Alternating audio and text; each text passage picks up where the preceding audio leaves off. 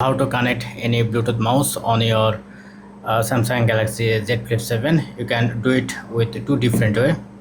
First way is, if you have a converter, then you can use USB like this one. This is a type C, and you just put it, then you're able to connect. And if you don't have, then you can use its own Bluetooth.